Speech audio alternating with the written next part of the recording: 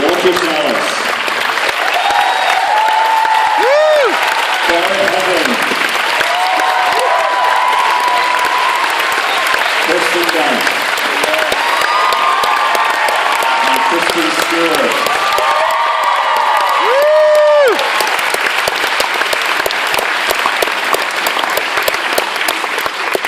Thank you, everyone. Now we've got a very short Q&A, only 4 questions. I'm going to ask Walter the first question. Walter, you read this book when you were 18 years old, and you were telling me some stories on that screen, how important it was. So maybe you can just set the context in terms of, the importance and why you wanted to make this film. Right, well, I read it when I was entering university in Brazil in the mid-70s. It was a very specific time in my country. We were under the military regime, and as you can imagine, every kind of freedom that we were pursuing as a generation was denied to us. So you couldn't go from one place to the other because the roads were blocked. You couldn't read specific things or hear music because censorship existed. Censorship in culture, but the political censorship and the censorship of the mind. And what this book embodied for me was the possibility to reinvent a different kind of future where all forms of freedom were possible. And in this sense, it was very emblematic to my generation in Brazil, although it was not translated into Portuguese until the beginning of the redemocratization of the country in '83. And it was a book that stayed with me for many, many years, to the point that before doing Motorcycle Diaries, I read On the Road again before shooting Motorcycle Diaries, because I wanted to be inhabited by, the beauty in which that transition between youth, from youth to adulthood was transcribed by Kerouac. I was also very much in love with the rhythm and the prose, the idea that the typing machine would be an extension of the writer's body, as a jazz instrument would be, the extension of a musician. So it's an instrument. Yes. So I was taken by it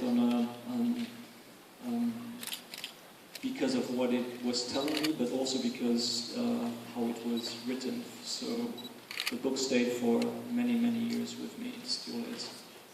Garrett, you did a lot of research for this film. You told me some stories again backstage, just in terms of you traveled with Walter, you went around the country, and you had some phenomenal experiences. And maybe you could just talk to us a little bit about that.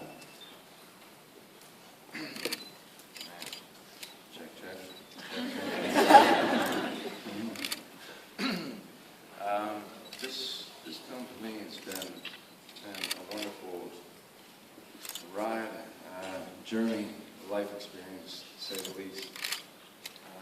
Walter and I first met in 2007 in spring, and where I first came to read with him for and then everything changed. It was, we had such a wonderful benefit, and for me, for self-fulfillment in terms of being such a fan of the Beat Generation, and first and foremost a fan of this man, Neil Cassidy and Dean Moriarty. We had the blessing of being able to go to John Cassidy's house, who was Neil Cassidy's son, and we just sat there, and I had a notepad and pen. I was just asking all the questions I had written down, because Walter said I'd be free to do this. We'd go over to other wonderful Beat Museum writers, places like Michael McClure. We'd get to meet Neil's kids, and I was able to spend a wonderful day with Carolyn Cassidy in London and sit down and read her writings that I had done, and her sitting there with a clove cigarette and a glass of wine saying, "Oh, my God." And it was, for me, the fulfillment of the experience of being around all these people that I admired and felt were so far. It's like you're bowing before a statue of Hercules or something, and I got to be put into this wonderful opportunity. But to get to know this man through stories that have been unpublished, from writings that have been unpublished, which are so rare and rich. I got to find a wonderful man that inspired me so much, that inspired so many, between future beat writers, rock stars, people lost and wanted a journey to find themselves, or to find something much greater that can benefit everyone else. And this was a man that, besides having stolen 500 cars before he was 14, besides having read all of Mark Twain in juvenile hall and wanting to go to Columbia and wanting to do what all these guys did, there was something wonderful about it. And the fact that maybe he didn't achieve this, it's great. And while we're all here today, why we're here in front of you, such a wonderful experience, wonderful man. All these guys lived such rich, wonderful lives we can all admire, and I've admired, and they gave us so much that has made today and tonight what it is. It's wonderful. I feel so proud to have everyone here. It's beautiful. Kirsten.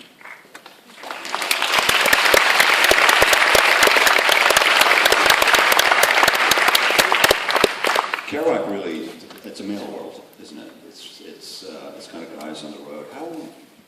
How easy was it for you to penetrate, the two of you, to work yourself as women into this guy's world? I thought you said Kristen. I was like, okay. Oh, I'm sorry. We got Kirsten and Kristen here tonight. I didn't mix you Very up well. confusing though. Hey. I mean, for me, I feel like I was the one, when I read Carolyn's book, Off the Road, I think even though I was attracted to this lifestyle, I think at the end of the day, she really wanted to have a family. She gave up a lot for this man, but she was so enamored by him that love takes you to places sometimes you wish you didn't go or take yourself. So she was very enveloped in this man's life, even though she got the short end of the stick in a way, but had the life that she wanted at the time. So she found her great love. It didn't really work out the way I think she probably wanted it to in the end. Kristen, this is a brave role. It's a pretty risky role for you to take on. Is it hard? No. It was difficult for other reasons. I think it's funny that the first thing that actors always say when they have taken their clothes off and a bunch of things that people might be a little taken aback by. It's like, oh, I felt so safe with Thomas. It was like I was someone else. I wasn't someone else at all. It was like a huge, truly like such a departure for me. It was just so very much rooted in someone that I got to know.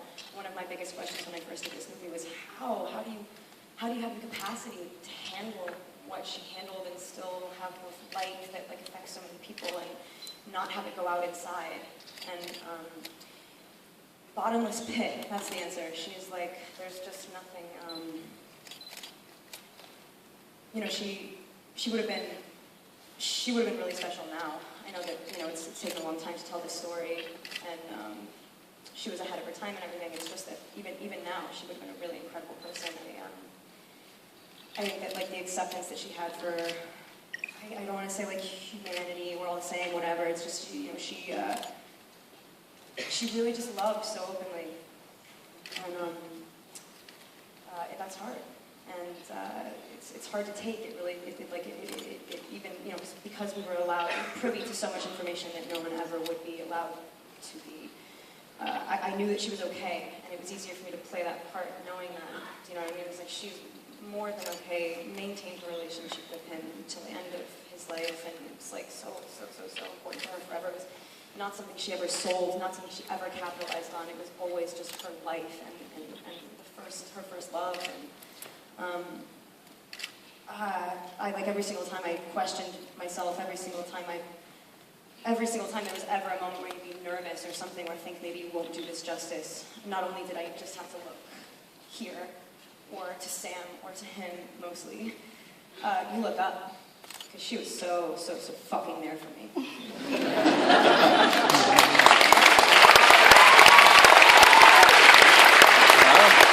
We've got time for, we've got time for 2 questions from you guys. Right here. Let me just...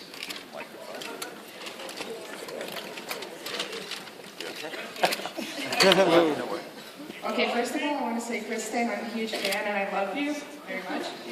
Second of all, since the film's called On the Road, and if you were to go on the road tomorrow to any location whatsoever, let's say you've been there, let's say you really want to go there, where would you go and why?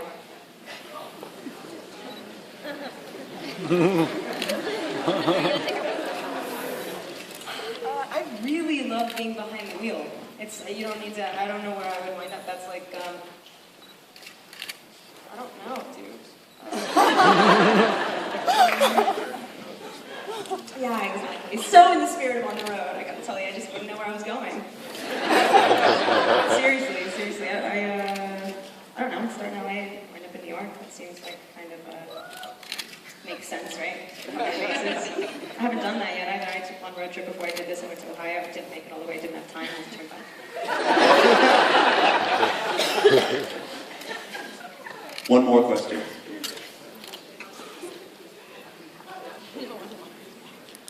Over here. It's more of a comment. I just want to say congratulations. It was a wonderful film, and you all, it was a spectacular performance across the board. So congratulations. It was really nice. So it's a general congratulations. Before we end? Well, I was just going to jump on the question that was asked to Kristen. For 2 reasons. First, Ferlinghetti, who was the publisher of so many works of this generation, once told me, there's no more a way. We lost the sense of a way. We know every part of the world. And I think that, yes, he's right to say that, but I wonder if there are not places that are still left to explore. And sometimes it's not in the geography, it's within ourselves. And I was remembering the story of John Bowman, who went to Brazil to film the Emerald Forest, and he went to the Amazon to try to find the locations for that. And he talked to the shaman of a tribe, and he said, I'm interested in filming here. And then the shaman asked, what do you do? And he said, well, I travel all, with my camera, and I register places of the world, and basically I go to and I show worlds that are never seen before. And the shaman says, oh, I do that in my tent every single day. So sometimes it is possible to find those worlds within ourselves, and it's something that this film also, the holy world, every kind of road, and this is something that this film has taught me.